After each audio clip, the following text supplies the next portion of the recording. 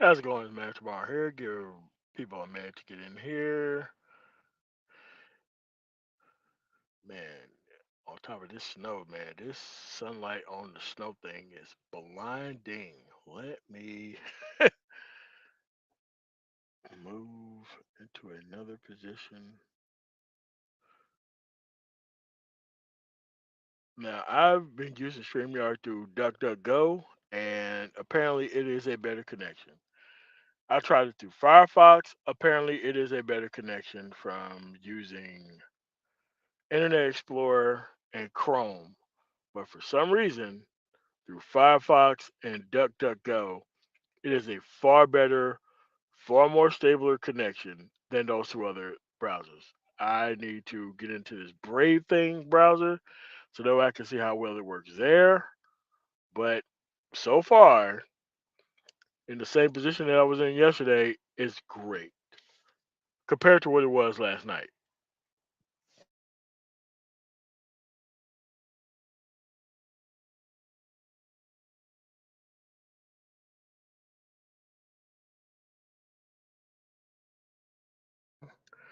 What's going on? Hit the like button about coming in. Sexy Red, Iman Perry, Pork Chop Proprietor, Garfield Lawson, Black Avenger. Oh yeah, it sure has. Cause I like when I used to drive from Denver to Portland and Portland back to Denver. I used to do the Denver to Portland thing, and Portland back to Denver. I used to do that because it's not that far. You could do that drive within 2 days. Like you could drive from Denver to Portland. You probably stop at Twin Falls, Idaho. Is probably as far as you can go. Because I wanted to make sure that I made that drive during the day, so that way I could film the actual mountains, especially going from like Evanston, Wyoming, all the way to Salt Lake City. Excellent drive, especially during the day. Excellent drive. And then like once you drive from like the split between I-84 and I-15 up to I-84, the Ogden, Utah area, excellent drive, especially during the summer. Excellent drive, and to include the winter because the mountains are over to the right, snow cap. It is an excellent drive. Excellent.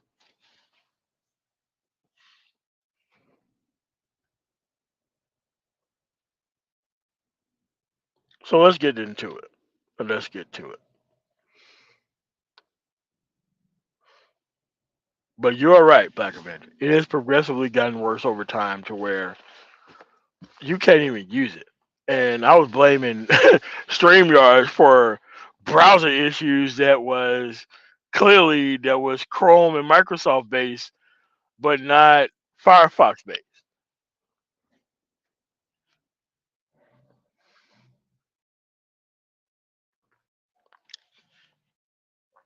Yeah, what's going on, Nicole? What's going on, man?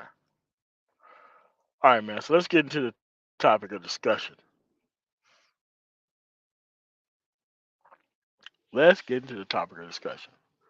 You see, once you start making proclamations about things that you actually believe, and you challenge people to actually challenge you on the points, once you start to do that, you start to see people start to dry up with the actual complaints. Because I'm not here to actually argue with people who came here for entertainment. Those are broken individuals who should be destroyed immediately on site. Because they know why they're here. They're here to sabotage the actual space with popularity. They didn't come here to solve any issues or problems. Participating in the actual process itself is very easy. If you want there to be changes within the environment, they're going to be made by you and the people who you socialize into changing the actual issues that are wrong. They're not to be changed by the people who are in power. The people who are in power depend on you not understanding how things work. They pretend they actually are heavily dependent on your political illiteracy. They're heavily dependent upon your idea that things are going to happen for you or things are going to be perfect before you actually get involved with changing them. They prey heavily on that. You want to know why? It's just a step above not doing anything. What's going on, Doug? What's going on? Israel Online. What's going on? Cynical one. But that's how it is. Like all these people who made all these clout chasing streams against Joe Biden, you know what they haven't made live streams on? They haven't made a live stream on that $83 million that Donald Trump has to pay for defaming that woman. The same people who make those live streams, they have not made live streams on $300+ million that he has to pay for defrauding New York State. Those same individuals who made those actual live streams, clout chasing off of the Joe Biden's too old to run and all, like, dude, you got real issues in law that people just skip over. Now you have to understand that this person, they're in the South. They're in the South. I understand the South. I'm from Mississippi. I understand that it doesn't matter how many Democratic mayors that you elect within a small city that I'm from in Mississippi. That's not going to change how Jackson, Mississippi works. Even though there's a state senator from also my small town who's also part of the actual senatorial assembly there in Mississippi. So you have twin brothers. One's a mayor of my city. The other twin, same person, is an actual senator for the state of Mississippi. Why do I not bring these personnel on? There's no reason to bring them on because if they're the only people participating in the actual process and everyone else in the process isn't even participating, yet they know that they're being hurt every day. But this is a socialization aspect. The socialization of the Mississippi Delta, I'm talking about Clarksdale all the way down to like Indianola, is the fact that nothing is going to work for you in that area.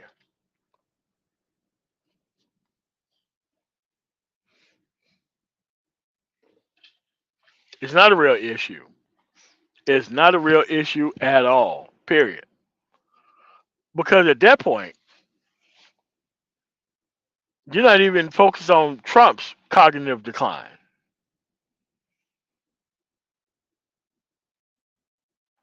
The most successful presidents are the presidents who serve the least amount of times but put the most amount of judges on the bench. The actual presidency is about the judiciary. That's exactly what it's about. You know that conservative judges don't give a shit about the rights of personnel. They don't give a shit about the rights of people over corporations. They want religious bigots to actually have their personal misreading of their actual personal religion to actually set the stage for everybody else within society.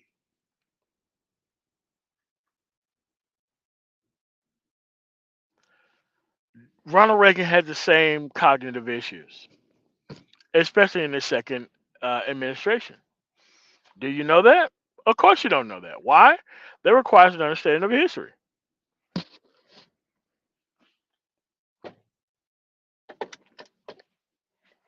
The presidency is about two things: the Supreme Court and the judges that get to sit in those opening spots. That's what the presidency is about. So when you say stupid shit like, oh, cognitive decline, at that point, you have to tell me what conservative justices have sat that you got some out of. Because conservative justices don't give a damn about the rights of people. They never have, and they never will. That's been the actual track record of these conservative justices. You have to tell me that how is a cognitive decline of Biden is going to lead to better justices that's going to actually make local decisions better for you as a dude. What's going on, Ike? But once you start getting into the meat and potatoes of how actual politics work, That's when you realize that you're dealing with personnel that don't know what they're even talking about or don't know what this stuff is about. This is why Donald Trump and George W. Bush have been the most successful presidents in history when it came to the judiciary. You want to know why? They set the most judges. But if you don't know how any of this stuff works, you're trying to make sure that you stay in the center. You're trying to make sure that you don't take a side. You're trying to make sure that you don't understand how any of this stuff works. Why is it right now out of my mouth? I'm telling you how this stuff works. But nobody in your family, nobody within your district, no one has told you how this system actually works. That is how the system actually works. So when you ask people who quote unquote are in the middle, how do you get a better judiciary when nobody elects anybody within the middle for the judiciary?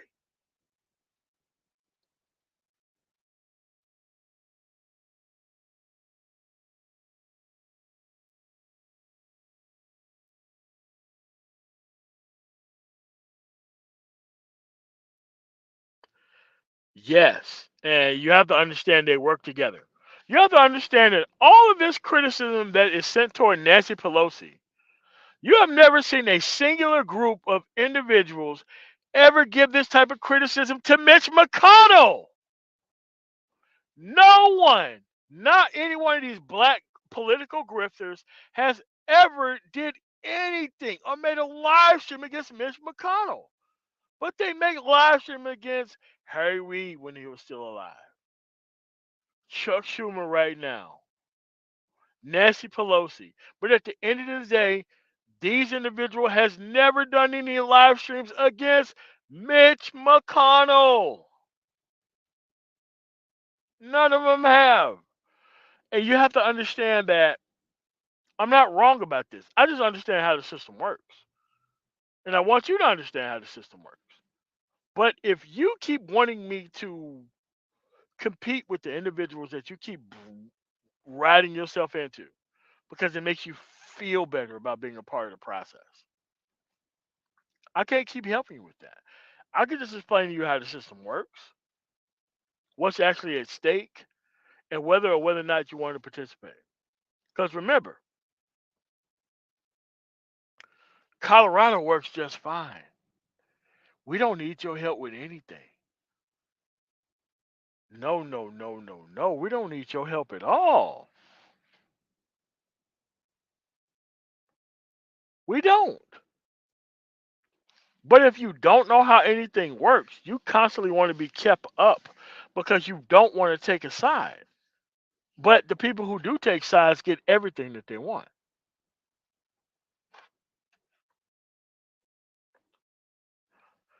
We have a good argument. We had a good argument for a while. But when you don't match the we have a good argument with political participation with 90 plus percent more personnel, you make that good argument into a bad argument. Now you make it so that way this with the Citizens United decision, a $10 donation between all of these personnel who are suffering all of these corporate consequences from corporations can get next to free health care, subsidies for child care, free training to skill up. That's what you can actually get when you participate in the actual process. But you have corporations who walk in and drop a $30,000 payment to the same people that you're not actually interested in supporting. And you get the opposite thing.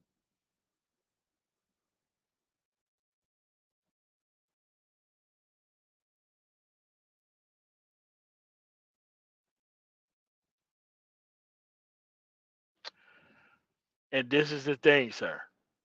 Most of the people who are in Congress are there for insider information. Most of the people in Congress, the reason why they leave with a hell of a lot more money than they actually came with is because of insider information. That is not considered insider information when it comes to different people. It's not insider information in the South, but somehow it's insider information when there's a Democrat involved.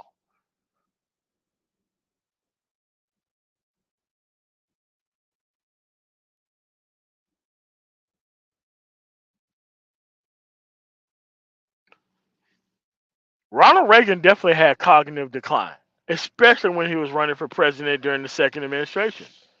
Do you think any of these people even noticed that? They even researched that? Did they even done anything like that? No. So you have to understand that the presidency is about everybody who exists below it.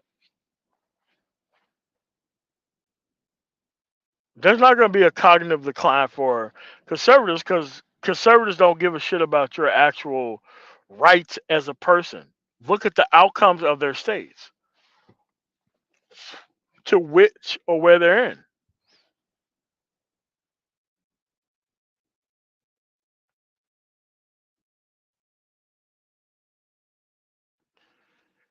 You have to realize that once you understand how the system works, you can just simply participate and move along. You don't have to worry about what people are doing in backwater states that you're not a part of.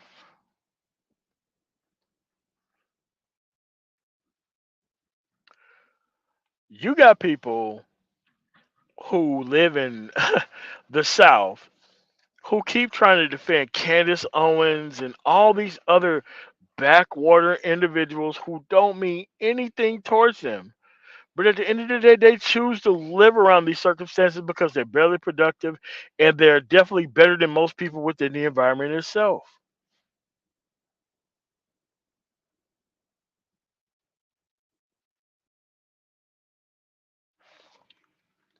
Say it again. Do you think any of these idiots who bring up cognitive decline of Joe Biden actually concentrate on Iran Contra? They never concentrated on that. It's only a problem when left wing people do it. It's not a problem when right wing people do it. Remember when the Democratic House was doing something about inflation? And all of a sudden now, once the Republicans came in the last 2 years, there's nothing being done about inflation when it comes to gas prices or food prices. You want to know why? They're the party of capitalism. Naked, unabated capitalism. But at the end of the day, you can't talk to these dumb motherfuckers about that. Because at the end of the day, they want Republicans to be in charge. And they expect Democratic shit out of Republicans being in charge. You think Dr. Tiosan Johnson's going to tell you that? You think Dr. Molasses is going to tell you that? You think your master teacher who lives in a completely liberalized society is going to tell you about that? Of course not.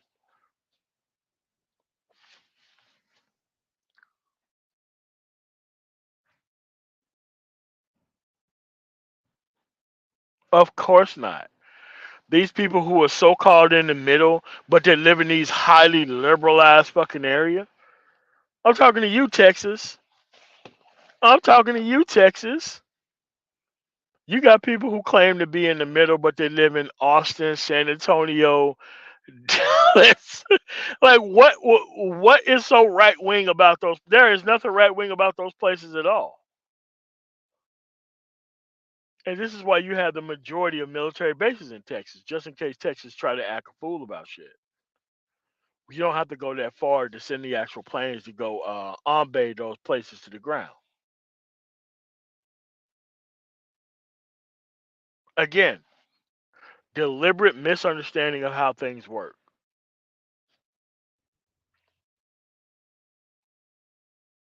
What's going on, traveling Tony? Shout out from Tanzania, Passport Bros. You know what? I was in Tanzania after the actual bombing that happened in the 90s. I was there. Never talked about my experiences there after the actual bombing was over with, but I was there on the ground. First group of people from the actual United States Air Force. I was there. Tanzania is an amazing place. A lot of Africa is an amazing place. Go there. Why don't you look at how non productive personnel are treated in Africa? It would change your life. When I went to to Tanzania after the actual Air bombing, it changed my perspective on everything. Non productive personnel had no say within the environment. They had no access to women. They had no access to opportunity. No access. None. Nobody was trying to bring these people on and have them share their quote unquote perspective. Our security forces too. 3PO 3-1. 3PO 5-1. Same career field. Don't tell me that you don't know that. Same thing. Security forces. Back then, where it was called like security police, and then we became SPs when I was there in the 90s, and then we became security forces after that. This is like after 9/11. Yes, that's the career field that I was in. Yes, we're a part of the same career field. Same ones.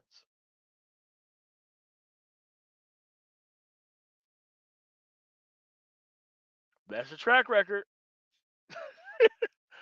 But only thing you got to know is how these things work. You cannot sit here and be kept held hostage about people who don't understand how things work. Because remember, I was from Mississippi. I left. Nobody could understand what the hell I was saying or talking about. I had to change my actual quote unquote dialect to actually be able to communicate with people. I had to do that. I had to do all those things. And I still had to be able to produce, and I still had to be able to compete with people inside the society. I still had to do all of that stuff. What's going on, Keith Smith?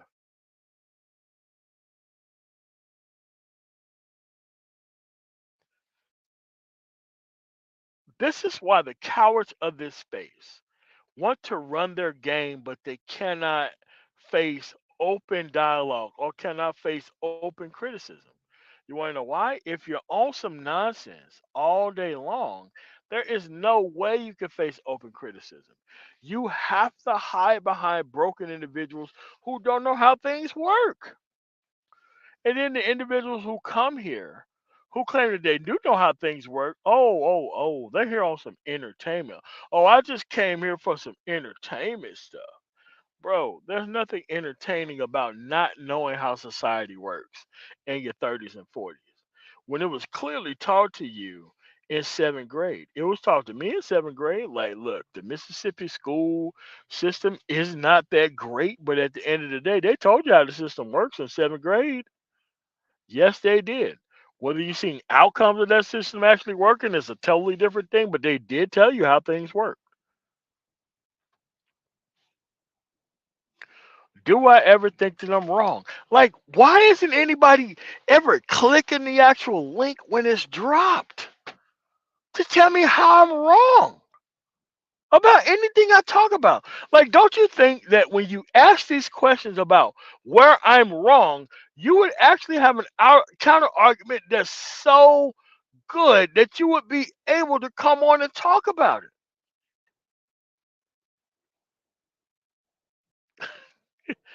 Actually, Sage, you are the first guy I have ever met in my life who is part of the Coast Guard. I have to be honest with you. I have never met another individual in my life from the Coast Guard. Ever. I met one guy who was a warrant officer. I have never met another guy from the Coast Guard in no capacity whatsoever, and especially in the law enforcement capacity to which you was. I have never met another individual from the Coast Guard. Ever. Never met him. Period. Never met him. You're the first guy. I've been here for a long time. You're the first guy who I've ever met from the Coast Guard. The first one.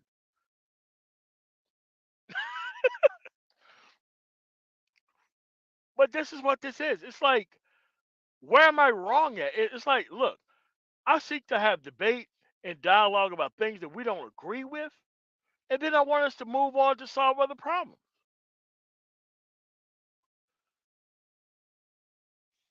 Actually, you're the first Army female that I've met in this space. I don't think I've met any other Army women in this space either, sexually. I don't think I've met any other Army women within this space. I think Sister George, which is my cousin, by the way, I think she's the first and only Navy person who's a woman that I've ever met in this space.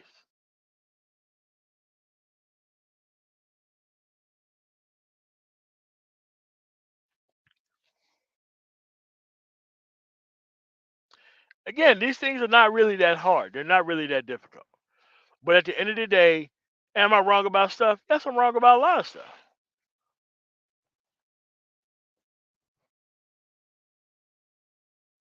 However, there are no challenges about what I'm talking about that is wrong. So, what happens when you go around life? You don't know how to explain yourself. You don't know anything about how these things work. It's called spiritualized hope. You don't know how anything works, but you have fully formed opinions about how things work, even though you don't understand how it works. Like, research takes time. Actually, it takes even less time now. Right now, you could download, and I'm not actually promoting their product, you could download Perplexity to your phone. You can ask Perplexity questions. Perplexity can actually answer your questions and give you links on how things work. You think these people have done that? Of course not. They can't do it. Why? They have to maintain ignorance at all costs. And you want to ride into new groups of people who know what's going on, who read and studied this stuff for years, and you want to bring your newfound ignorance to these groups of people that you run into. Like, dude, most of these people don't even want to talk to you.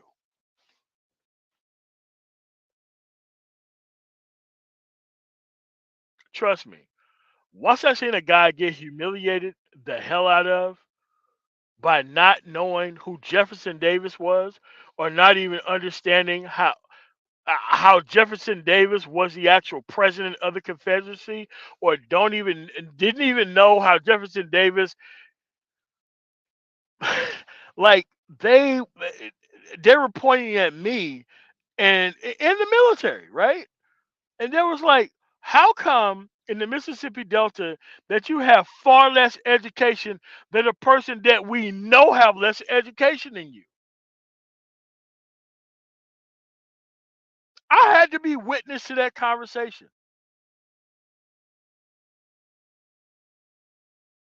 I had to be witness to that conversation with a 60-year-old who was from the Mississippi Delta. He was from Yazoo City. And this guy was from Philadelphia, Mississippi.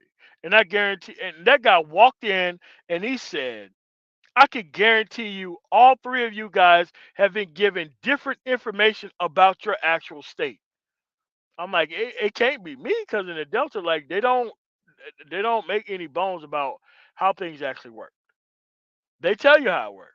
Now, the actual actuality of how those things work afterwards, you know that you don't live in a society where any of those things work actually. They can give you the framework.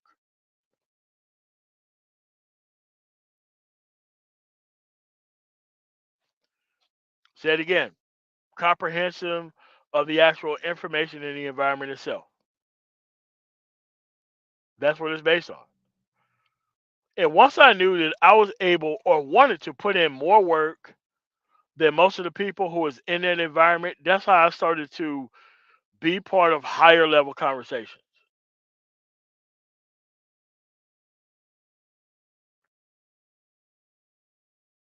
I would come into a conversation, a general would ask me a question, and I would be able to give him a spot on answer. He was like, "Who is this guy? You said this guy was from Mississippi." Most of the people I met from Mississippi don't even know anything about the state where they're from. How is it that we have a black guy who know more about Mississippi and domestic politics than anybody else here? Could you explain that to me? How did you learn that? Well, I had a grandfather who taught me all this stuff. It was like, Just a grandfather is that it? It has to be more than that. We have way more people here who was born here who don't know anything about what's going on. And so what you're telling me that you just had a grandfather who just gave a damn about the outcome. Yes, sir. That's what it is. It's like I don't believe you. Brought a person in from Cleveland, Mississippi. And he did the same thing. Like, why is it that you from Cleveland, you from Yazoo City, and you from Philadelphia, Mississippi, has a different understanding of American history than a guy from this part of Mississippi? How is that possible? Turns out they don't understand that the actual local school system within the county controls what they're actually taught in school. And I was explaining the actual system to him, and he couldn't believe that I was actually able to explain it to him and why these people are behind rather than the people who were born there. And it wasn't about the age, it was about the fact that I understood how the system works and I understood why it was the way it was.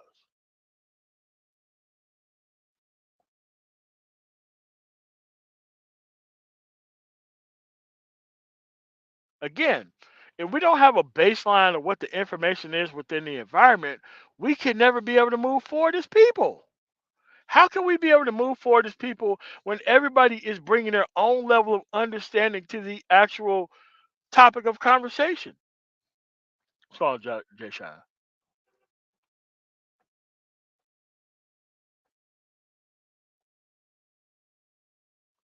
I'm not saying all white people are bad. I'm not saying all black people are good.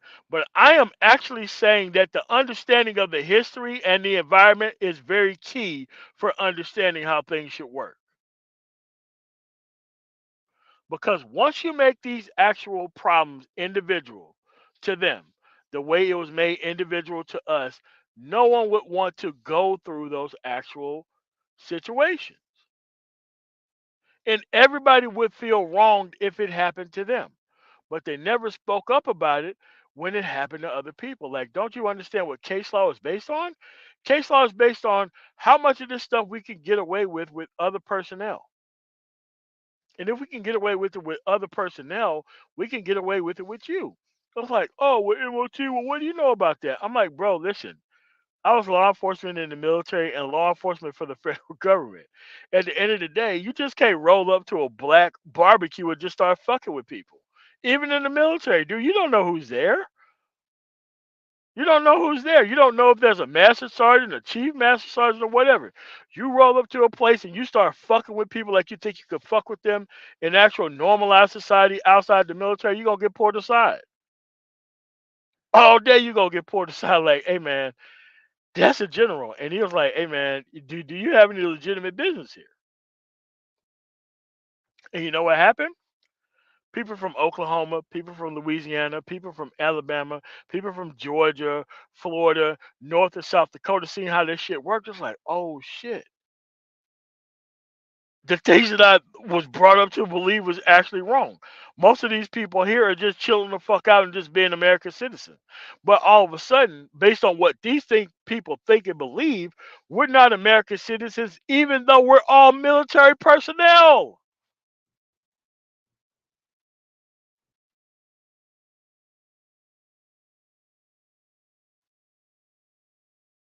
That's what I'm saying. It's like once you start being around other and different groups of people, you start to actually look at things differently. And a lot of these people, they don't have the actual experience. They don't have the experience. Dude, there are plenty of people I took back to West Texas or East Texas or Oklahoma. It's like, nah, man, bro, listen, man, these people treat you like shit. Like, bro, listen, man, you gotta beat this dude's ass. You gotta beat this dude's ass in front of everybody. If this is how this dude treated you back in the day, you got the skills now. You got to beat this motherfucker's ass. And I'm gonna go meet your parents. I'm the first black motherfucker you ever met in your fucking life, and I'm not lying to you. Fuck that. I want to see where you come from.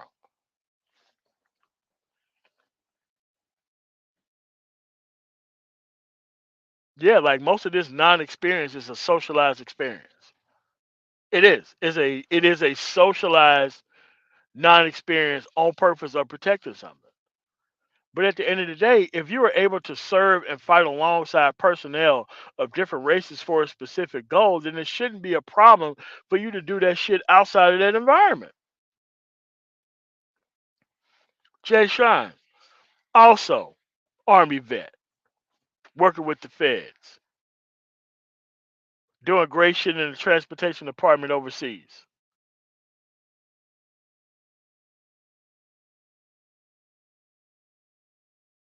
But at the end of the day, are we seriously worried about why I'm wrong? It's like, bro, listen, what I say have context. It has history.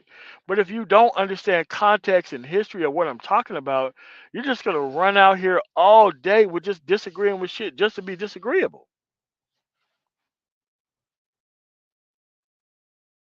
Just to be disagreeable.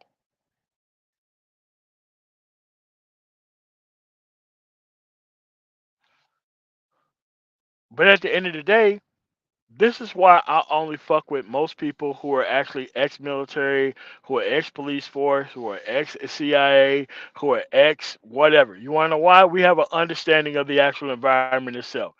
And most of the people who I am actually connected to right now, most of the people I fucking hated when I was in the military. I fucking hated these dudes. I hated these dudes like you wouldn't believe. Most of these fucking sergeants recommended me to get Article 15s. We're doing all kind of bullshit behind the fucking scenes. But when it came to us actually coming together and actually trying to get a contract, I wouldn't want nobody else watching my back than somebody else who knows my fucking history and story. Even though I don't like these motherfuckers on average, I would still trust these people a hell of a lot more than most of these random ass civilians out here. Why? We all here to get the money, but we also here to make sure that we can open the door for other people who are in our position. Let's say that you've never been around people in that type of brotherhood or situation. Period. Ever in your life. You have to treat every single human being like they are an adversary, regardless of their background. That's not my upbringing. That's not my background. That's not my upbringing. That's not my background. I didn't come here to get all the bitches. I didn't come here to do all that. I didn't come here to argue with women. I didn't come here for that either. The Black Manosphere itself has a different mission status, which is to actually share the information that we all been through, make better decisions based off of your personal actual circumstances and other people's, and move on to better circumstances. I'm sorry that it has to be called black, because a lot of you people wouldn't even fucking understand that shit if I didn't call it black. It's about the outcome, stupid. That's what it is. Saving your ass from all these circumstances that these failed men are complaining about online. That's what this shit is. I could look at the far clearer path way down the road than calling myself a black manuscript guy. I could do that. But it's based on something. And it's not based on ignoring history, ignoring climate, ignoring culture, ignoring outcomes. And for the most part, ignore where the fuck I was raised. Listen, man, most of these so-called racist motherfuckers that you think are racist gave me way far more benefit of the doubt than these other people who shared the same skin color and natural background did. Way more benefit of the fucking doubt. Way more situational awareness. Why? Because they could lose their shit too, even for helping me, but they'll do it anyway. So that way we both don't have problems on both sides. I've never been around this shit. I was raised around it, but a lot of these people haven't been raised around this shit either. That's why I could go to a small town in America and not have no problems. I could go nearly anywhere in this fucking country and not have no problems, except for sundown towns in some areas of the United States where they still have them. End of the day, we got to get this shit done on our own. And if we don't come to the table with the same level of understanding about how we fucking got here, we're going to keep having the same problem.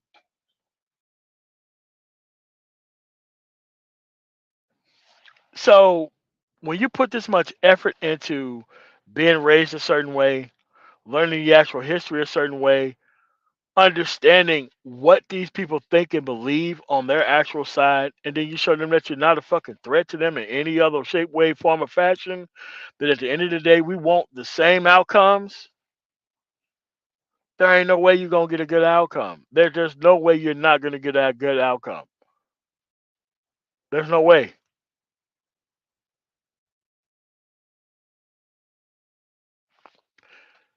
Yep, they're gonna keep having the same problem because they keep trusting the wrong people. They keep trusting the wrong people and expecting the right outcome. And hey, rural America have the same fucking problem. Rural America, you have an actual Rush Limbaugh variant, a Fox News variant that tells them all the same bullshit that they want to fucking hear. They don't have any type of outcomes. They don't have any type of skills. Like, bro, the actual situation is identically the same. It's identically the same. The same race hustlers that you think are here just within the black sector, they're over there in the white sector too. They're over there in the Latin sector too. They don't exist that much within the actual Native American sector, but they're there. The only thing you have to do is liberate yourself from a specific telling of history that coddles your actual ignorance and fears. And don't turn it into deliberate action. You're going to be in the same place. What's going on, Bert? You're going to be in the same place.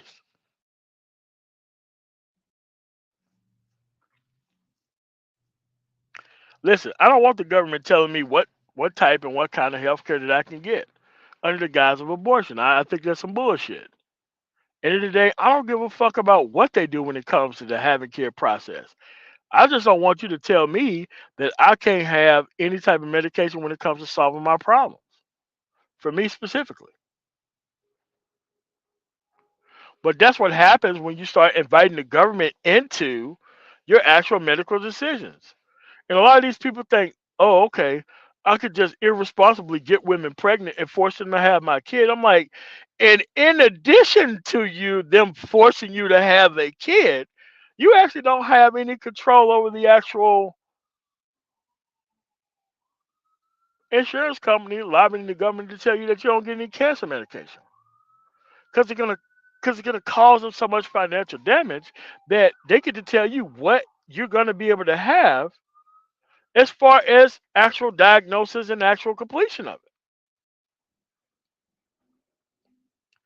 You see how thinking that you're going to restrict women to having your kid that you should impregnate her with is going to turn into actual long term diabolical outcomes when it comes to medical issues outside of that circumstance?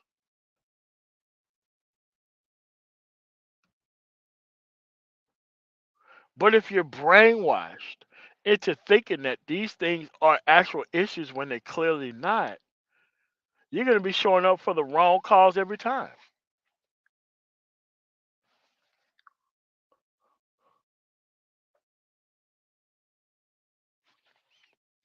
Say it again.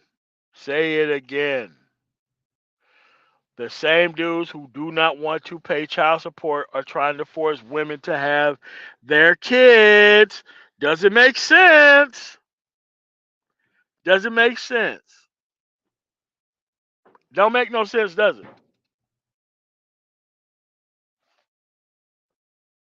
That's why I say the understanding of the actual issue in total is going to solve these problems in total.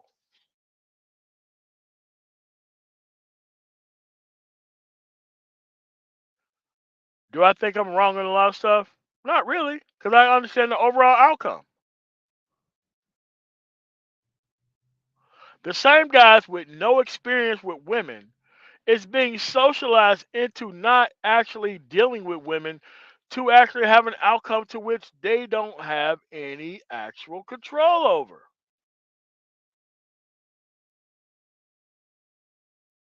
And then they go online and listen to dudes who have no success stories. No success stories when it comes to women. No success stories when it comes to picking the right woman. No success stories when it comes to outcomes. But these are the individuals that we want to invite into the black manosphere? Oh, really? We want to build popularity based off of people who don't have any experience. Oh, okay.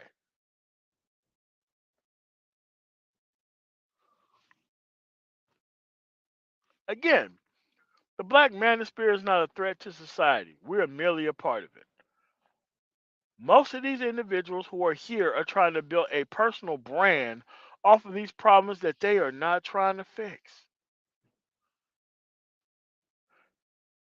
And I say this, a lot of these individuals clearly want to stay low enough to where they can build an audience, but not high enough to take responsibility for the actual outcomes to the people to which they're ministering to.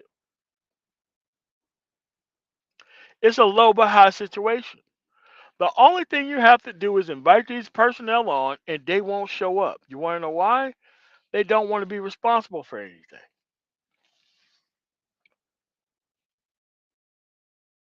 They don't want to be responsible for anything.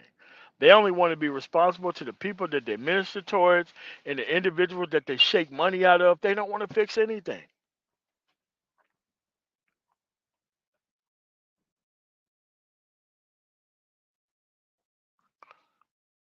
That's what I mean by people waiting on the world to burn to the ground because they think a better system is going to come out of that. There's not a single situation or circumstance throughout history where the world burned to the ground and a better system came up after that. I think the Bolsheviks and the Mensheviks is a clear example of that.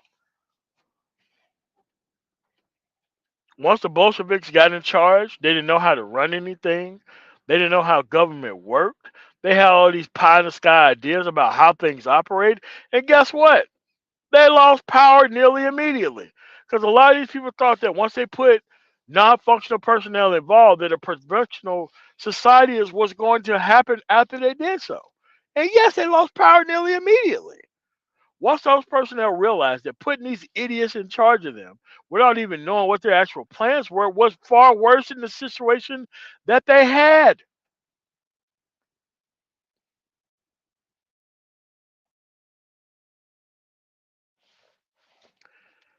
That's what I'm saying. They're here for the content creation made off of a non fixed system. This is why they want to blame women who ain't got shit to do with why they're a failure in life for all their problems in life.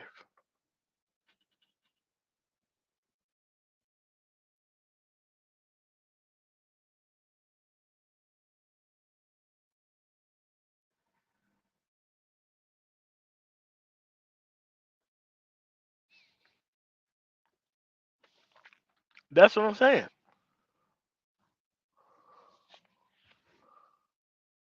Yep. Fence straddling grifters. And I have to do a whole live stream on this Dr. Tiosan Johnson shit. Because a lot of these black men within this space who should be socked in their fucking teeth whenever they try to follow this political grifter who call himself a masculinist even though he don't look anything toward the point of being masculine. He didn't go after a masculine actual career field. He don't do anything masculine at all, but he wanted to be seen as that among broken fucking men. Ask your grandfather, would you follow this type of guy who claims this type of shit? The answer would be obviously no. But at the end of the day, the popularity built off black men's and black people's political fucking ignorance is something that should be celebrated as a viable business structure. That's not no viable business structure. That's some fucking bullshit.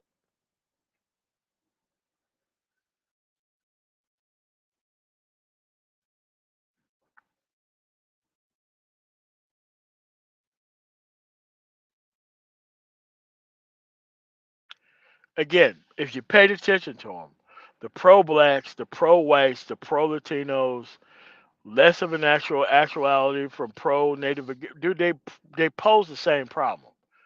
They have to have a unifying force of ignorance in order for this shit to work.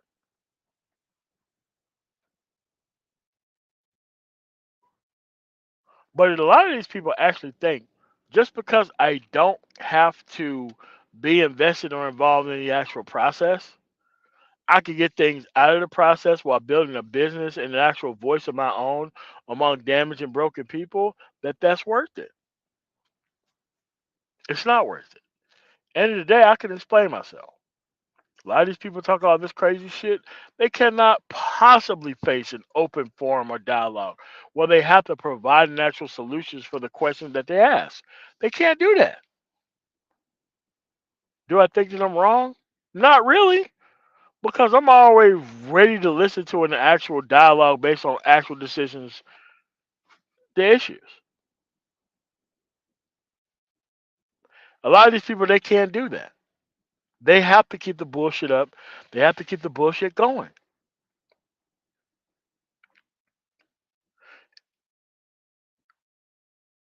Yeah.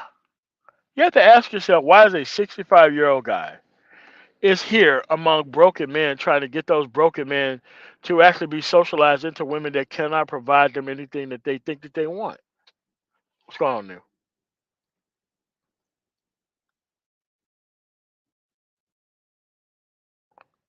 Again, I'm here for better outcomes for everybody, no matter who you are. But a lot more work has to be done because a lot of these people share their actual environment with entertainers and grifters, and they want us to overproduce out of the shit that they are actually in. And you cannot help those people. You gotta let them die off.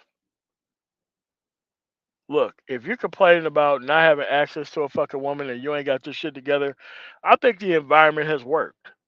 Your ass is not gonna have another kid illicitly. I think that's amazing.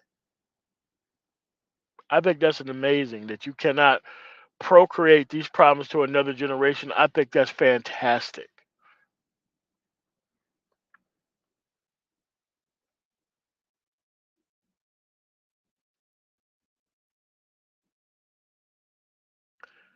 Again, how can I think I'm wrong when I don't even face people who actually want to actually have a decent conversation about what the issues are and what the actual outcomes are?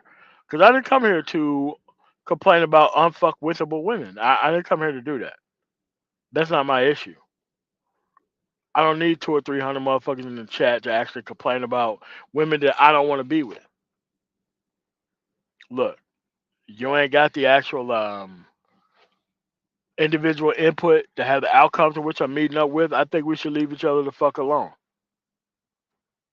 The same with the actual men. If the women ain't got what the fuck you want, you should leave them the fuck alone. It's the both things are great. And once you come here to actually blame women for the actual reason why you haven't got shit together in your own life, your lips should be cut off your face and you should be thrown off the actual YouTube space. That's what I actually think.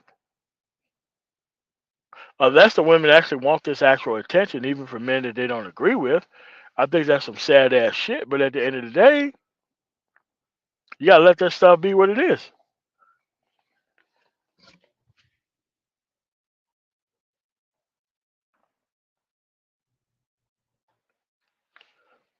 Actually, we're debating people who are actually invested and involved in the process versus people who are not. Because the people who are not invested or involved in the process stage is the people with the most complaints. The people who don't have a side pick between an actual insurrectionist who actually tried to overthrow the government versus a person who's in clearly cognitive decline, we're not realizing the things on both sides. That's the problem. Again, within our history, we are actually surrounded by insurrectionists and personnel who want a actual stable future. Again,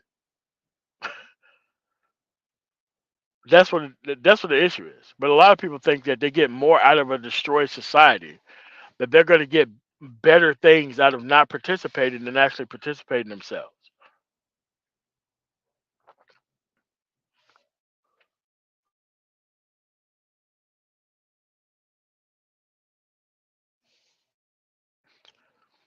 I don't know. Maybe I'm wrong because see, me, I could drop the link.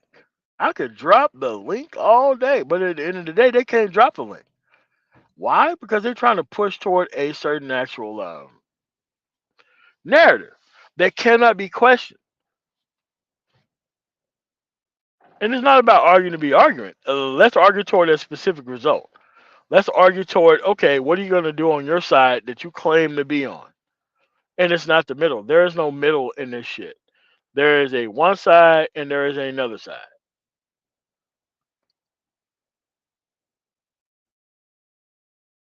That's the issue. The people want to push this narrative. There ain't no way they could be able to handle a straightforward conversation that they have to actually come up with a result for. They can't do that.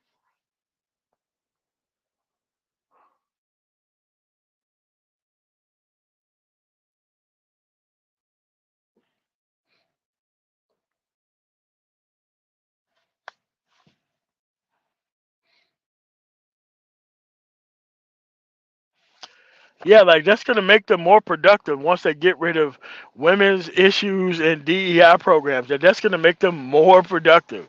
Like that's the stupid shit that I don't get. Like, okay, you're not participating in the process right now, but getting rid of all these issues for women and all these other things is gonna make you more productive after those things are over with. I think that's crazy. I think that's nuts.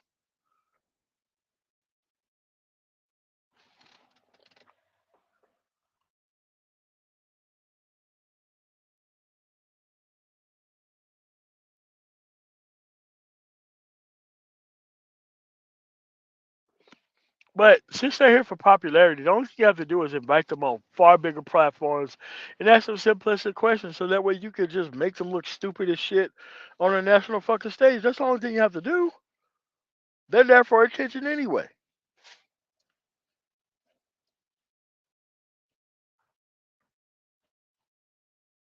Only thing you have to do is ask them simple questions about how things work. They've been in the same country for years, deliberately misunderstanding how simplistic things work.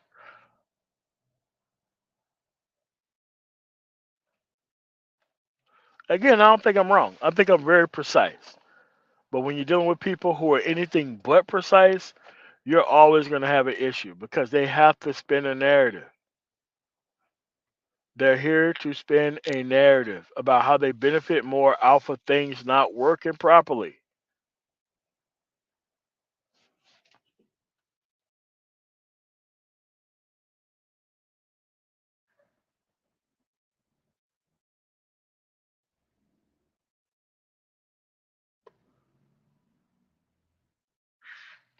So with that said, since nobody want to debate anything, at the end of the day, these people don't deserve to be here. Not attached to us.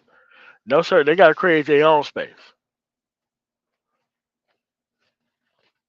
You have to separate the bashing of women from the actual manosphere itself.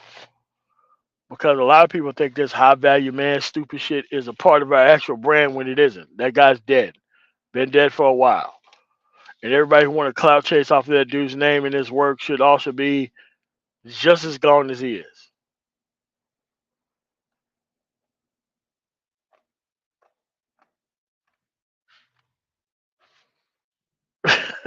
Dude, it doesn't matter how many sites there are. The point is, they have power because they deliberately want to actually not understand how simple things work.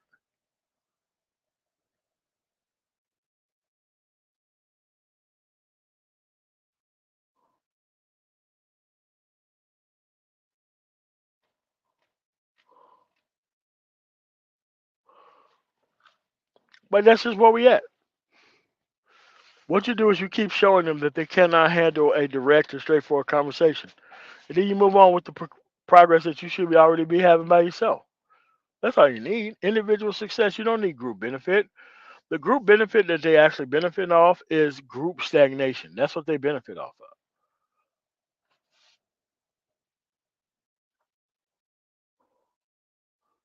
So that's it. I want to thank you guys for coming through on the man tomorrow. You guys have a really nice day. I got some big interviews coming up with a lot of people. You're gonna be um, pretty happy about correcting our actual brand everywhere and getting these people up out of here who do not actually support what the hell we actually support here. Wait, hold on a second. Hold on a second. Sage, It what's going on, man? Man, it takes me time. I just can't jump in there. I gotta do my hair. I gotta get my gear Oh ready. God. So listen, you know what we should do is we should. I would legitimately. We should set up some debates and host some debates. I mean, I'd easily come on for some debates. Okay. For some of this stuff, I'm cool with that. Like going either however you want to debate. Just give me a topic. I can even do some research or whatever. All right. Um, So here's the thing. I'll come to yeah, Maine once a year. Have you ever heard of Reach Across America? yeah.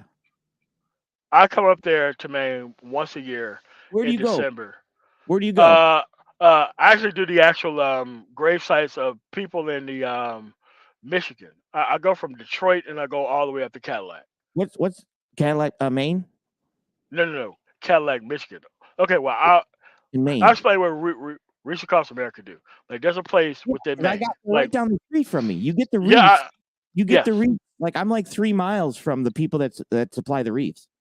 correct. So I come there, I get these reefs, and I take them to a bunch of cemeteries Yeah, across um,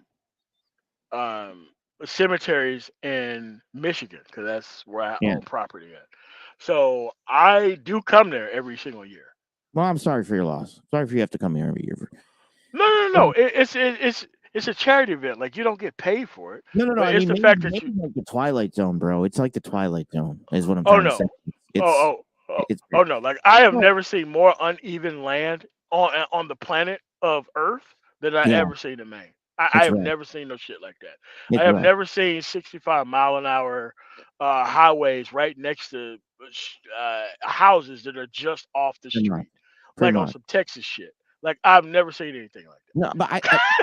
no, I agree. But I seriously think you need to we need to set up some debates and some conversation and Yes, stuff. yes.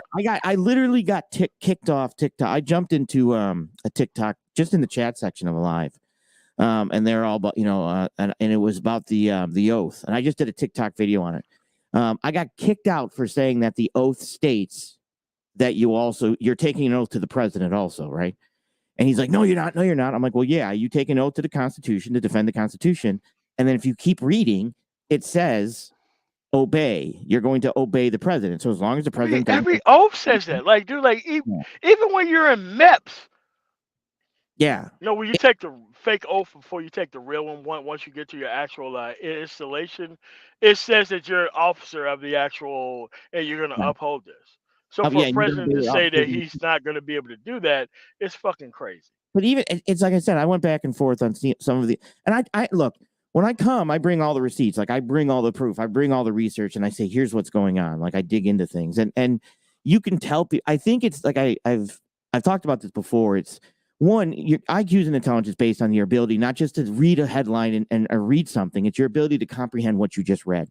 And Yeah, correct. what I'm noticing is people can read things, but they can't comprehend what they read. Like they don't, Yes. the word and is important. Semicolons are important. And they, Yes. things like that. And even with the immigration thing, I'm going back and forth. Like I'm kind of trolling people on my YouTube channel. I'm saying we should bring back, get rid of immigration and bring back child labor, and stuff like that. Is kind of just joking around. But it's even when I bring to them and I say, look, this is what's going on down in this is why this is happening and this is this and of course we need immigration, we need people to come here, we need people to work, Yeah. and things like that. And I understand, of course, nobody wants bad people, right? But there are bad people that are already citizens. We have a protocol, we have a system for that, right? But even when you try to explain this, people don't want to hear it. They just want hopium, right? They don't. And look, am I pro Trump? Am I pro Biden? Technically, no, I'm pro policy, right? Would I vote for Trump? No, and that's completely different. Do I want Biden? I'd really prefer somebody younger. I'm not going to lie. But the policies that he's putting in place, once I explain them to people that, hey, you know why your gas is lower right now than it is? Because Biden's pumping oil like we've never pumped before. No, he's not. Okay, well, here's the articles. Here's the proof. Here's the Department of Energy. Here's this. Oh, And well, then you know what happens when you do that? I'm an Nothing. idiot. You get no I get response. booted. I get booted. I get, You get no response. They don't respond, and it's like, do you not like when I brought it up in the chat on your channel? It's like we couldn't sell oil on the open market as the United States, and now we can. It was like, We've always been able to sell oil on the Yeah. open market. I'm like, What are you talking about? what? I mean, to the level that and this is what I try to explain to people. It's like, well, he's just because he said he wasn't going to do it. When he came into office, he realized, okay, we're going to have to do some of this because the situation has changed. Right? Russia has invaded another country, so the situation Yes. changed. That what the policies that he was running on, and that opened up the market for us to pump oil and natural gas and sell it to Europe. Right? That situation changed. If everything Yes. was normal, we'd probably be looking ways for, for believe it or not, for climate change type stuff and things like that. But climate change is. I also have theory. I also have information on that and what that climate change is actually based on. A book that was written in the 1969, 1970 called Limits to Growth. And the Yes. actual climate change that they're worried about is the gap between the rich and the poor, right? Yes. So the gap between the rich and poor gets further and further away. But now think of that on a level, on a country level. Okay. So if you're now a third world country to the United States, you're like an eighth world country because we are so much technology advanced. And that gap gets further and further away. So what they're afraid of is the chaos that can ensue because of the third world countries not ever being able to catch the first world countries unless the first world countries come back and say, hey, here's this is why we give money to other countries to basically say, hey, build this, build an energy, build this, and you can be a part of manufacturing and goods and things like that. But that's what they're trying to do is close the gap, and that's the actual climate change. It's a political, climate or a social climate as much, but you can't really say that. So it's safer to say it's climate change than say, look, the third world Correct. countries are so far behind us, they're never going Correct. to Like I catch up. realized that that was the case. Like once I started listening to people from India, I'm like, why are they trying to support farmers in the United States? No, they want you to support farmers in the United States so you can produce shit, so that way they can produce shit in their own country. And then when you realize that they can't produce Yeah, shit in their own country because of climate change, so they're buying shit over here. So it's like, oh shit, yeah, and they that's want us to change climate change on a nationalized level so that way they can be able to produce locally. And it's like, hold on a second. You want us to be able to produce locally so that way you can be able to help your shit produce locally? And it yeah. didn't make any sense until you actually understood what the actual issue was. I'm like, hold Yeah, on a and this second. is, and I talk about this a lot, I just believe people, and it doesn't have to be the debate type thing, but like I said, what I do is I do research, I dive in, somebody gives me a topic, and it's even I try to explain to people, well, we're outsourcing to other countries, we have to bring all manufacturing back. Well, the issue is when you outsource to a country that has the same ideology as you push capitalism in there, you push democracy in there, right? Yeah, And if you pull out of that, China comes in, right? And then you lose that democracy and you lose that ability with that country because somebody's going to go in there to help a third world country, let's say a second world or so on, right? So what we want to do is provide that an opportunity for other countries to eventually manufacture things, make money, and then next thing you know, they're buying stuff from the United States, right? Because they have money now. And correct. and this is some of the stuff. Now, me and you don't agree on everything. That's 100%. I'm not going to. I'm No, not. we don't. We But don't. I can So be respectful with your decision and come on and leave it on YouTube, right? It stays on YouTube. We're yeah, done. yeah. When we go back and forth. But I do think that people we need to bring in people on and even if it's not just me, but people need to kind of debate because that sparks critical thinking and critical thinking is where I believe we're losing the war to critical thinking, right? For people to sit down and say, hang on a second, oh, everybody's coming to the border. It's an invasion. Well, does anybody ask why they're coming? Like, oh, they're coming because they're being paid. Well, that doesn't make sense. So I did more research into the Pan American Highway and realized that, Yes, like I liked that live stream, and a lot of people like. It takes a lot to listen to that actual live stream that you did because there's so much yeah, research information in it, and they don't understand how Trump actually set up this position yeah. to So happen and real within quick, 4 years.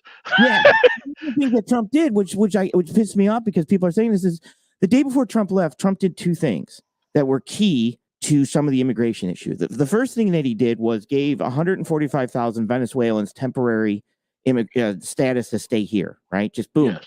click Yeah, of he a did. sign of a pen. But the other thing he did was sanction the crap out of Venezuela. Now, is the guy the best? No, he's not. But at some point, we have to. It's called the Frederick Roosevelt. FDR. FDR. FDR basically came in with a good neighbor policy.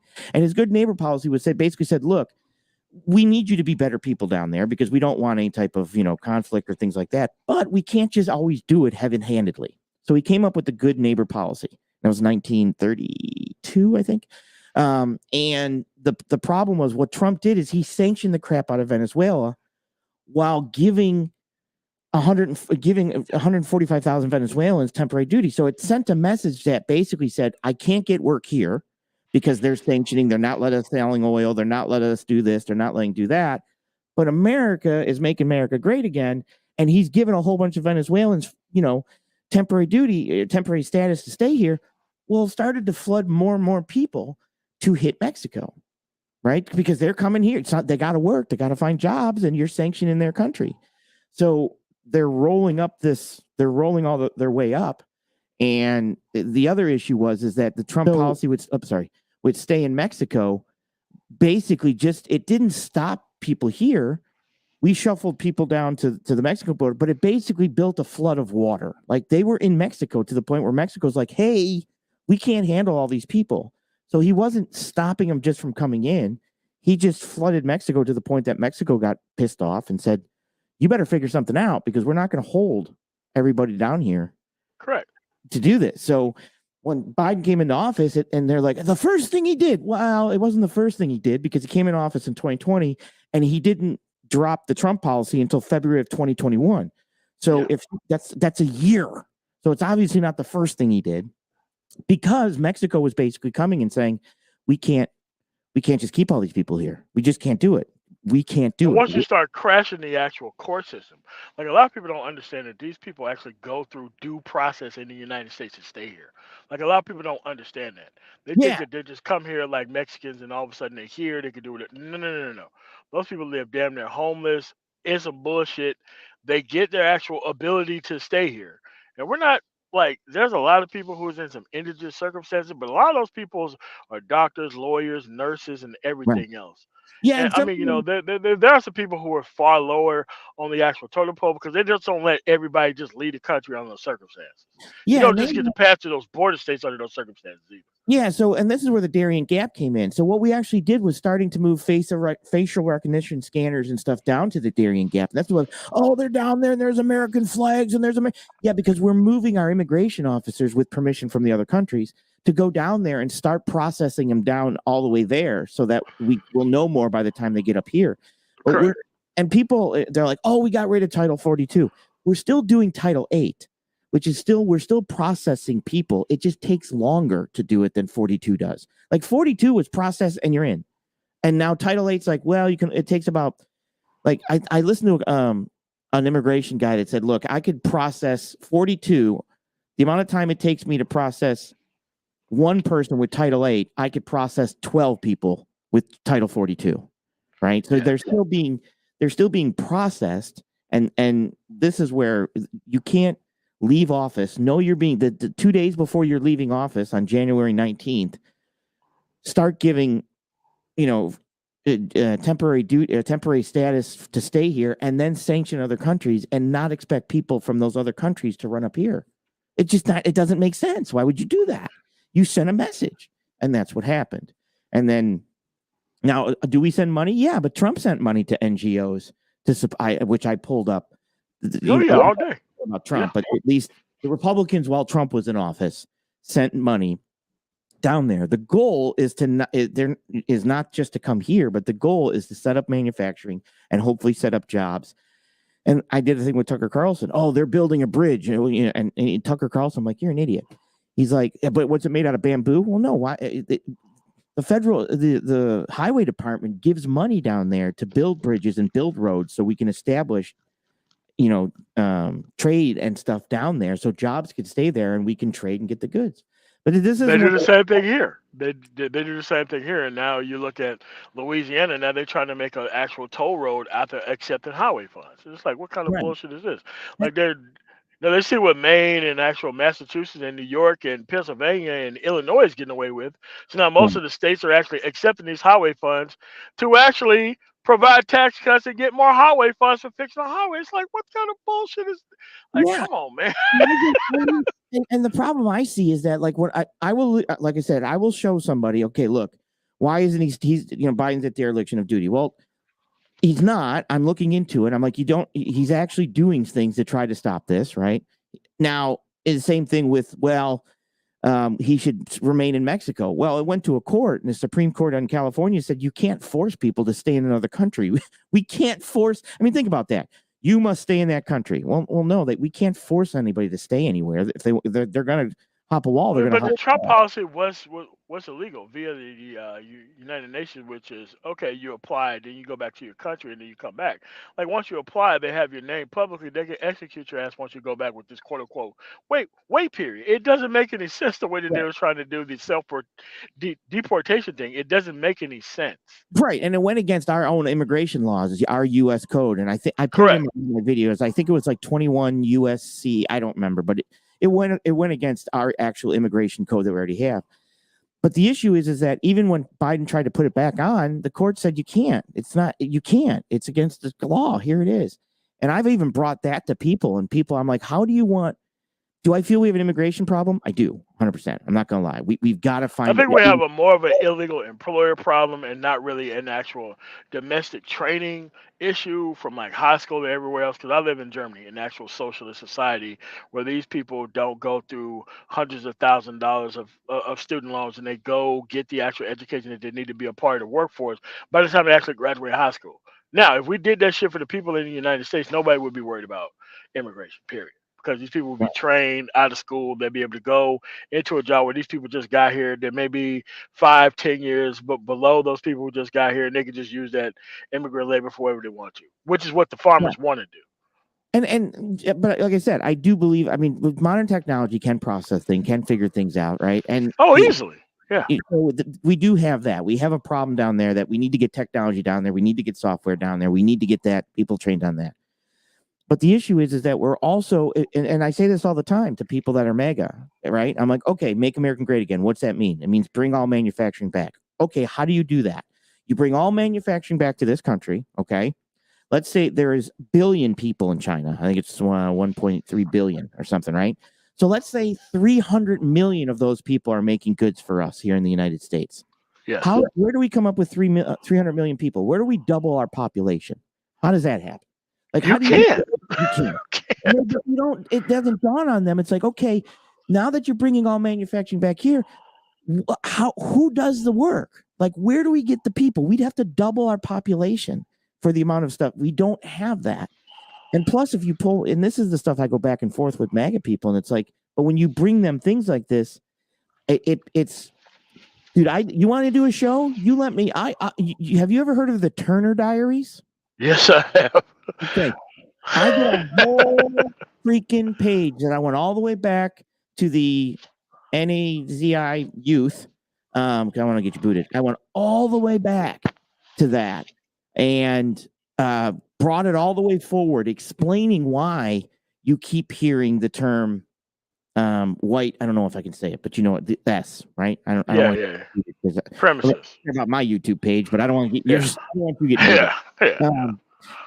and I brought why that term's being used, and I went all the way back to George Wallace, and I went all the way back to the NAZI youth, and brought that forward, and brought into the Turner Diaries, and into Oklahoma City situation, and even pushed all that forward, and said this is why they're using these terms, because it is this movement mirrors an actual white S movement.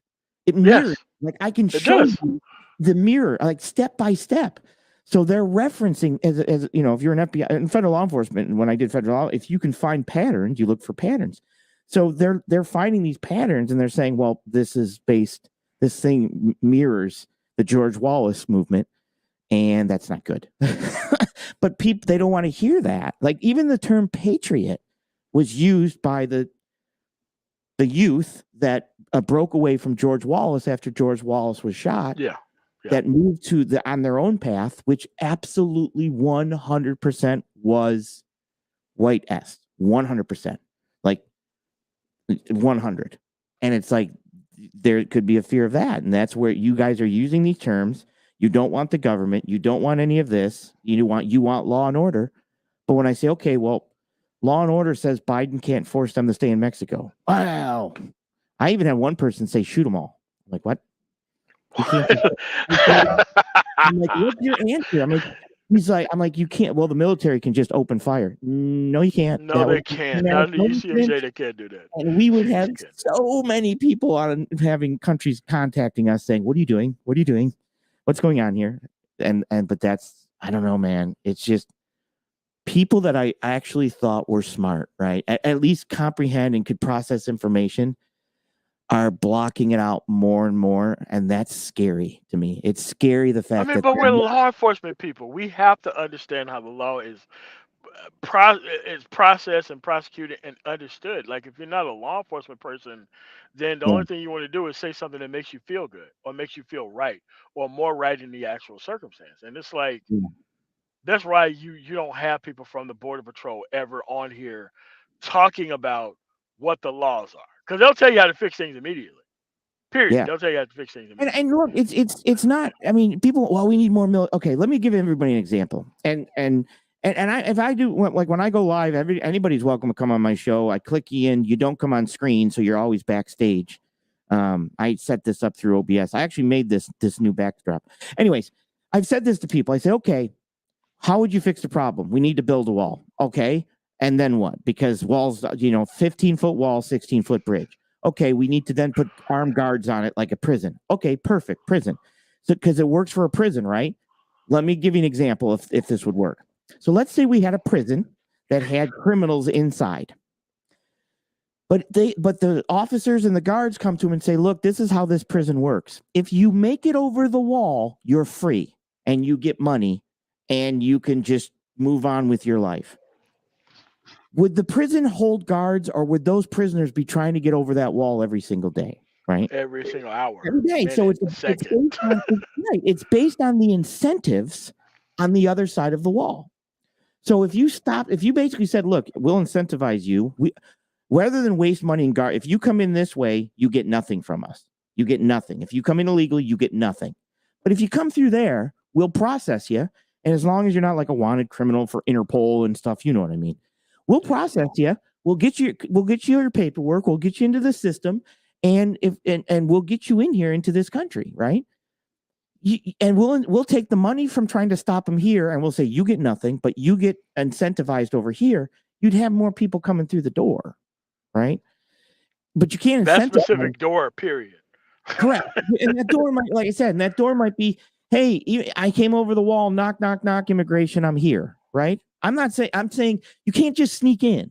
You can't sneak in, right? You have to, if you want to be a part of the system and you want to, be a part of the great of America, cool, bring it.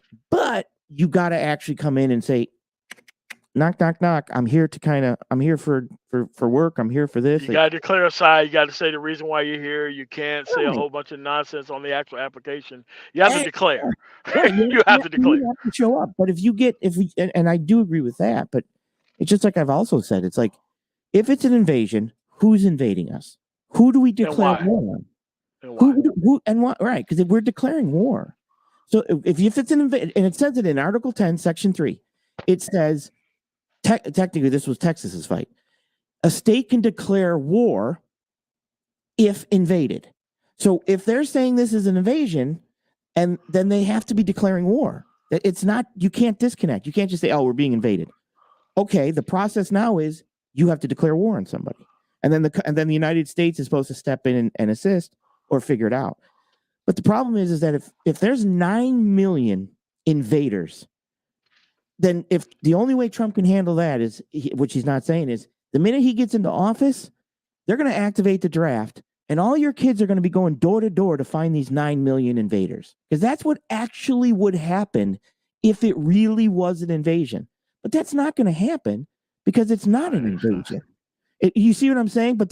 And my problem is they keep using that word just to get people emotional and Correct. not be able to understand and comprehend the facts. And that's the problem I have with that. I go and I say, well, here's the facts, here's the reality of it. And the minute anybody goes against the great God Trump, It's like I mean, click. you're throwing out the room. You're throwing out the room. You're Yeah, deleted, the kicked switch out. turns off. Yeah. And if somebody came to me and said, "Can you research this or can you look into this or this is funny?" I'd be like, "Yeah, let me take a look into it. I'll pull as much as I can." And then I bring the information back and I'll show it on screen. I mean, But if you do that, like the Tuckers and the actual, they can't handle an actual debate back and forth. They can only handle it if you agree with everything that they say, where you don't challenge anything that they talk about, and then they allow you on. Like a lot of people don't understand that that's not debate. That's actual, not debate. So this is why they repeat all the stuff that they listen to there, and then they're shocked that they're wrong. And rather than trying to be educated on what it is, it's like, well, I've been emotionally invested in this type of point of view because it makes me feel good. So I'm not going to care about anything that you have to say because I'm going to go back to my actual source to prove to actually have more information to come at you with. And it's like you don't understand their perspective. You don't understand my perspective. You don't understand the correct. history, the historical context, the actual conversation at all. And it's like, if we cannot have a conversation about what is factual, we're going to be in this place forever. Right. It's like, Period. how do we fix the border? Well, the first Yeah. thing you have to do, we have to throw them out. We have to build a wall. We have to do this. Why isn't anybody asking why they keep coming? Like Yes. what's the problem in the countries that's going on that they're fleeing from? Like what's oh, you're sanctioning the crap out of one of the countries where they can't. Yes. Maybe that's a bad idea. Maybe we find a different way to provide, them to be able to, like Venezuela. Venezuela is one of the richest countries in the world. And I showed a graph. One of the problems with Venezuela is we sanction the crap out of them. Yes. If you can't make money and you can't sell, well, then what do you think those people are going to do? They're going to run. Now, I'm not saying that all the people are good. I'm not stupid, but we need workers. We need workers, right? We need people. And I did a video where somebody got upset. It's like, look, if somebody's coming because they're willing to either push a broom or they're smarter than you, that's not an invasion. Like you It's either not. have to be willing to push It's the literally broom not. or you have to be smarter than them. And I know it's blunt, and people be like, I can't listen to this guy. Shoot, I can't.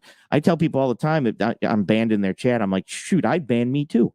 I joke, I do a little trolling, but just joking around. But I'll tell anybody, click the link. Tell me you want to debate me. Come on the show. But you know what? They can't do it.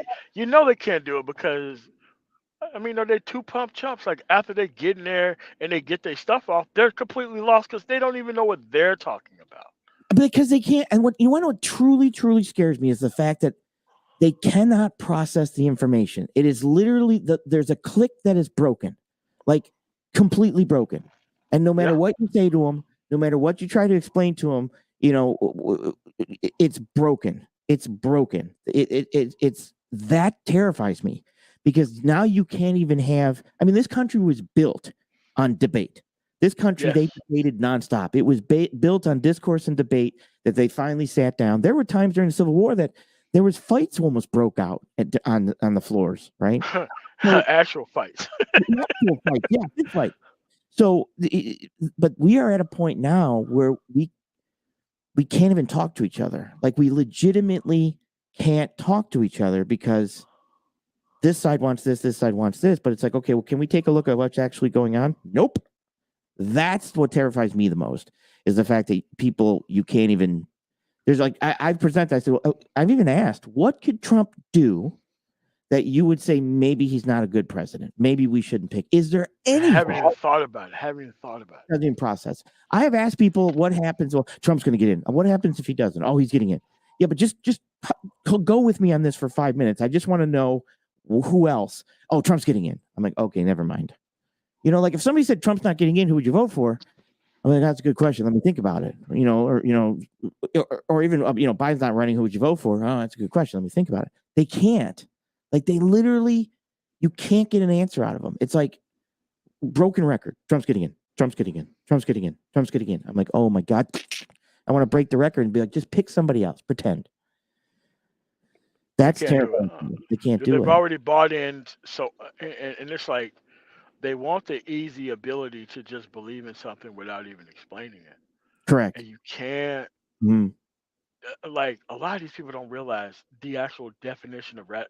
Like, I was in Alabama, Rainsville, Alabama, last 2 days, and I had a person who was talking to me like he was next door neighbor to me in this hotel that we was at.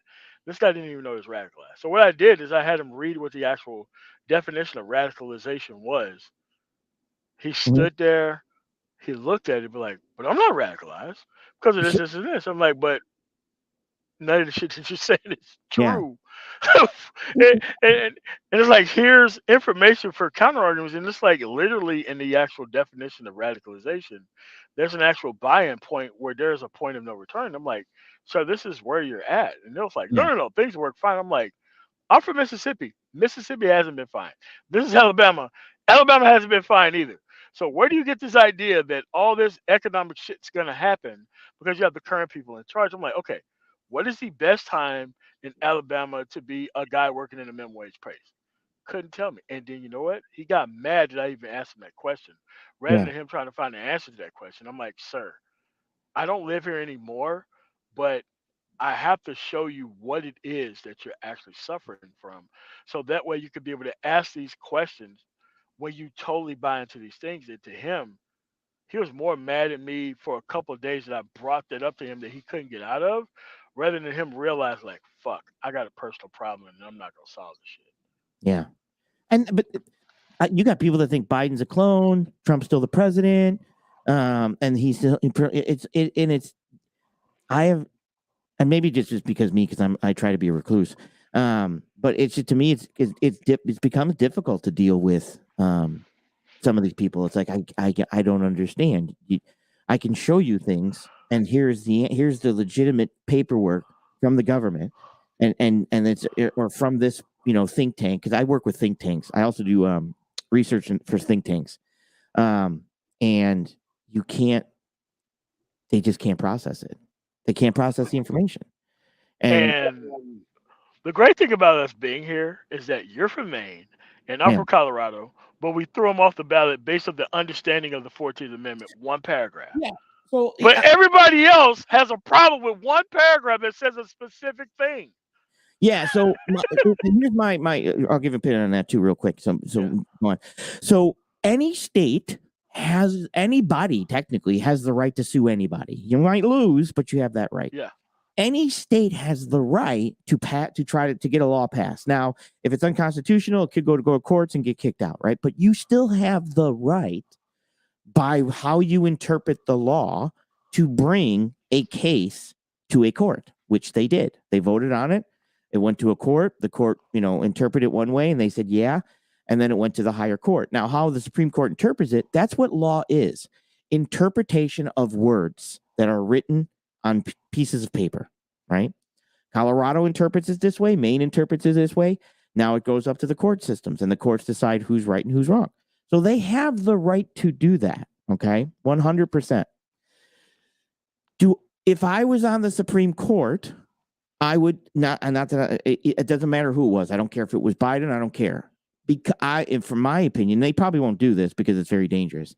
I would say yes, Colorado can leave him off the ballot, because I'm not going to interfere in the state's rights to decide. Like, if he was 34 yeah, years old, you could leave him off the ballot. If he of was course. born in not Puerto Rico, if he was born in Germany, you could leave him off the ballot, because those are also reasons, right? But the issue, and the reason I would say that is, I would say, look, if Congress wants to bring them back, Congress has the right to waive this. Yeah, Congress, so there's an out. There's an out, but it's up to Congress. So my my statement would be, even after hearing, I did sit through the arguments, would be, the state has the right to vote him off the ballot. Okay. The Congress has the right to waive it and bring him back. There's correct. there's a there's a an out, right? There's a protectionary drop there. 2/3 from both. Correct. So if Congress, I'm going to say that if the state wants to do it, I, I don't even have to be here. Congress now has to vote and decide if they want to keep him on. And if Congress waives it, they waive it, and he's on. But there's already a fail-safe in the Constitution that basically says, if you do insurrection and you're off, you can't run for office. That's But if already in effect Congress now. waives it, you can come back in. There you go. I So mean, but who? there's already an actual place to where there's an if then else here. They're also like, well, they can't say it, and the American people decide. So I'm like, okay, it's either states run their elections or they don't, and if they don't, then we Right. have another problem. But Correct. I disagree with a lot of the things that like I'm from Mississippi, right? But I disagree with the way that they do their. But guess what? It's the state of Mississippi. The legislature is the legislature. They run their stuff how they want to, and as long as they're not going constitutionally far in a specific sort of direction, they can literally do whatever they want to when it comes to elections. Yeah, like But we're rank based. We pick yeah, our elections by who we want first, second, and third. That's how we pick. They switched a couple years ago. I'm like, this is ranked new. choice voting, right? That's what Yes, it is. we're Ranked ranked choice choice voting. voting. Okay. So now that's just something we do here, right? So the issue is that was an insurrection, right? And I can Yes. anybody wants to debate me on it, I will welcomely debate that, right? It was an insurrection. The problem was it was not a coup, right? It was an insurrection, right? So was Trump knowledgeable about that? And did he it's not that he was in charge, he aided and abetted technically by firing up the crowd and sending That's him what he's down to his guilty death. of, the aiding and abetting and providing comfort for. Like a Right, lot of because people don't understand that that's the actual position that he's actually right, guilty of. Not really the insurrection, but the aiding and abetting and the showing comfort toward. Even after that, calling these people hostages and all that kind of other stuff. correct. It's And like, yeah, it wasn't a coup, right? But the goal, because I even said that the person coming through the window, she should have been shot. She should have been shot, yeah, unfortunately. Ashley Babbitt. Yeah, Ashley Yeah, Babbitt. because You know, she was an Air Force veteran, but she's not stupid. Like, right. I literally explained it. I said, here's what happens from law enforcement, from when you're looking from law enforcement. They are using violence to break down the doors. They're trying to get in. They use violence to break the window. There was, I think, like 100 of them, and there was only 3 officers. The only yes, other exit, the politicians were going out, or they were still on the floor in the house. As a law enforcement officer, I got 50 people coming. I've already got my weapon drawn. I've told you. So now I've established officer presence. They went through all 5 officer presence, verbal commands, soft commands, hard commands, lethal force. That's your 5 stages. That's going to be like somebody asking for my warranty. So he had his weapon drawn, and he's looking at the situation that if she gets through, he has 2 options. Option A, he can then detain her, cuff her, and try to keep her down, which he then could be attacked from behind. But if an officer throws handcuffs on somebody, you can't just leave them. Like, he's now responsible for the person he cuffed. Like, if I cuff somebody, I'm responsible for that person. So if I yes. don't have a place to Responsible for put their her, safety all yeah, day. if I don't have a place to put her, like a car, like a police car or something, I have to stand there and watch her. So now I got 50 other people running by me, and they're going to get to the politicians. I have to make a choice. Do I cuff her and take myself out of the situation and allow 50 people to run by me? Or do I use lethal force to protect on a protectionary duty to protect the politicians that are in there? And he chose lethal force.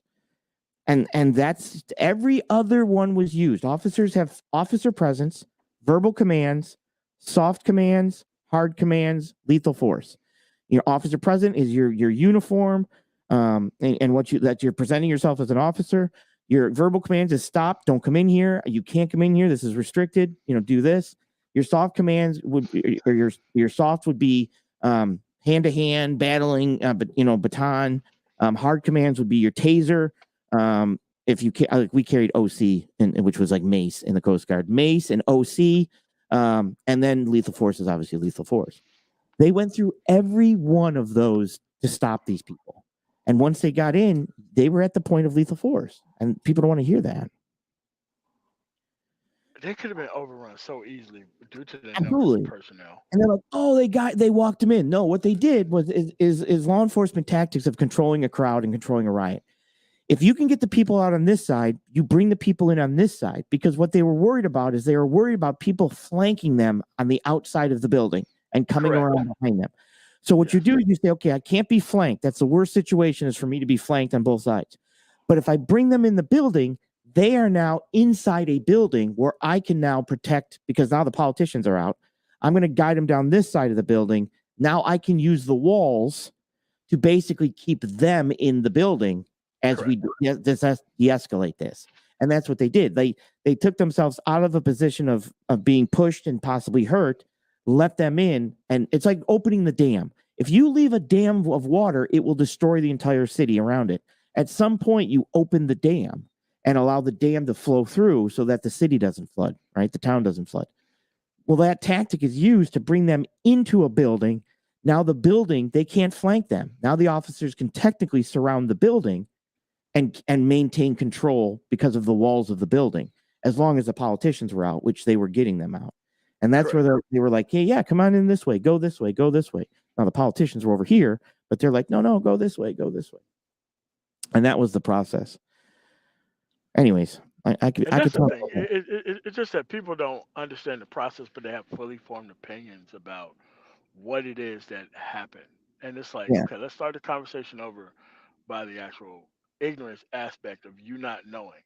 Because correct. not knowing is but to them, it's like, not only do I know, but I know what I'm talking about in XYZ. And it's kind of like, how can we be able to have a conversation when you're obviously wrong? You don't want to admit Right. that you're wrong, but we got to be able to have a substantive conversation where we have to be able to agree on what the facts are first before we even start. To them, it's like there are no facts. My person's right. It's like okay, Yeah. we're not going to be able to have a conversation. And I was joking around when I put I'm never wrong in there. Like that was just me joking. Yeah, there are times people come to me and say, well, let me show you this. Okay. But at least I'm able to say, oh, yo, that's a good point. Holy crap. I didn't know that. Right. But it's for me, I'm like I said, if I'm going to go into a conversation or if I'm going to debate, I'm going to do a ton of research and I'm going to comprehend it. And I think the problem is that we're just losing, not us, not everybody, but people are losing the ability to comprehend what they're reading, right? So they read this or what they're hearing, right? If somebody tells you something and it doesn't make sense, your brain should almost say, that doesn't make sense, right? That doesn't make sense. I don't understand. I need to understand this. Please explain. That's an important factor of, higher IQs are your ability to comprehend. Like if you have a higher IQ, your ability to comprehend what you're looking at and see the pattern and move on with it. That's how high IQ tests work, right? So I've taken a couple. So the problem is we're losing that ability to comprehend, the ability to say, I don't understand. Can you show me or break it down for me? They won't do it. They just won't do it. And I got no problem saying, yeah, hang on a second. Fire up my computer, Yeah, pull that stuff. yeah, Or saying, I don't know, but I've interviewed some pretty big people and I'll find people. Like I've literally interviewed Rebecca Koffler. She wrote Putin's playbook. I've got her cell phone number. Like I've talked to her. She's an ex defense intelligence agent. She Van Fleet, who lived under communism um, in Mao. Our interview, she turned into a best-selling book. Like we did a 3-part interview that she then took that and wrote it down and made a book out of it. Jeff Nyquist and a bunch of others. But it's like I will, if somebody's like, hey, I want to hear this guy, I will reach out and be like, let's do an interview. I'll do an interview with him and ask for interviews just so people can learn. People can hear it from smart people that can explain it to them so that they understand. But they're not looking for that. They're looking for Trump's God. That's just what yeah. I it mean, is. like, give me enough information so that way I can appear right and I don't have to explain myself or why. That's pretty much Yeah. what it is. And to me, it's give me enough information that I can explain a lot because I like explaining things. Like I like digging in and saying, okay, I see it. Here it is, and here's what's going on, and here's the reality of it. Let me bring it to you, and this is what's going on. But that's what I do for think tanks. Like I do that. That's my job for a think tank. When they say, hey, we need to know about this, I'm like, all right, I'll get back to you. And then I do about 2 weeks, I'll get back to them and then have to present it to them and make them understand. But we're at a point in society that I call it hopium. And people they just want the hope of it being, they don't want the reality of it. They can't take Correct. it. 'Cause they care about what feels true back versus actually what is true. And Right. I don't think you can reach people like that. I mean, I think you can have the actual identity of trying to get people to a better understanding of evaluating information rather than anything else. You're off your mic. You're off your mic. Something happened.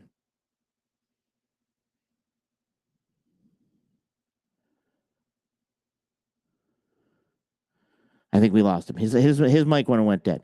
But I do. So I'm going to jump off here, and I do want to thank everybody. That stuck around and stuff like that. And look, not everybody's going to agree with me, and I'm cool with that. My biggest thing that is if you don't, please reach out and let me know, because I have no problem digging in and going and either learning from it because I'm wrong, or helping process the information and showing people the reality of it. So thanks everybody for listening to the show and listening to me, talk a lot. So all right, I'm jumping off. All right, cool, man. See All ya. right, cool, man. You're a real nice one. All right. Bye. Kick me out of here. All right, cool, man. All right, I want to thank everybody for coming on. You have to be able to understand that at the end of the day, I have very good reasons for what I think and what I believe.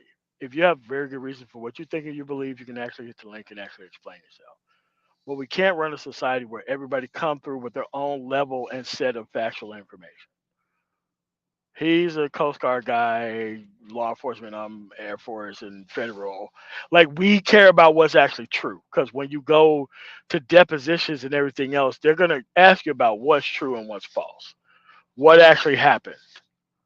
Like all this opinions and stuff, you're gonna get torn up on the stand by any average attorney bringing your own interpretation in about what you think and what you actually believe. So, thank you guys for coming through on the man. Tomorrow, you guys have a really nice rest of y'all day. Peace.